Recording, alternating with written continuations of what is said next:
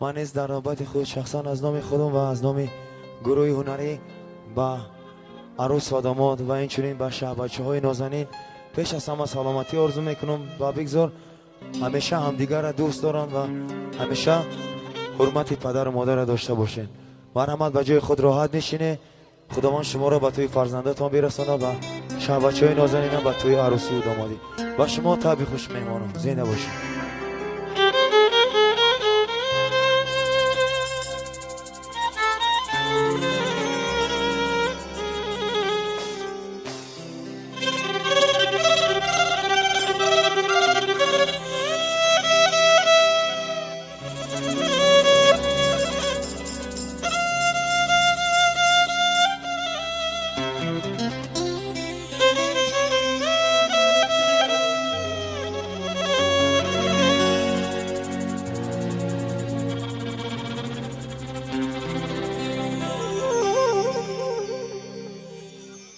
تو رو نمیدونم اما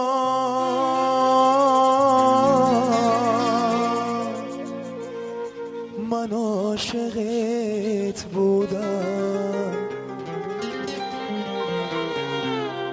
تو رو نمیدونم اما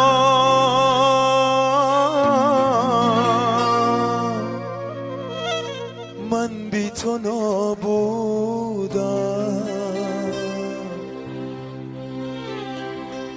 تو از من آزادی من بی تو دلگیرم. تو رو نمیدونم اما من بی تو میمیرم.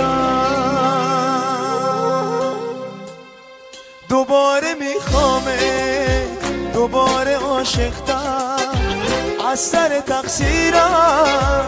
تو رو خدا بگذر همیشه میخوامت همیشه عاشقتم از سر تقصیرم. تو رو خدا بگذر.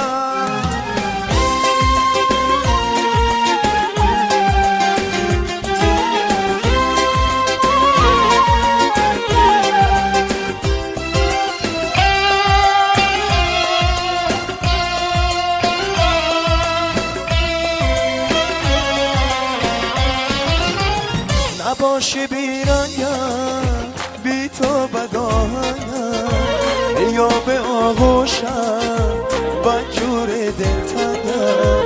میخوام تو قلبم عاشق تر از پیشه. نگو نمیتونی اگه بخوای میشه. تو رو نمیدونم اما من عاشقت بودم.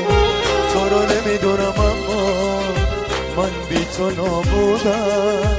تو از من آزادی من بی تو دلگیرم. تو رو نمیدونم اما من بی تو میمیرم. دوباره میخوامه دوباره عاشقتم از سر تقصیرم. تو رو خدا بگذر همیشه میخوامه همیشه عاشقتم از سر تقصیرم. تو رو خدا بگذر.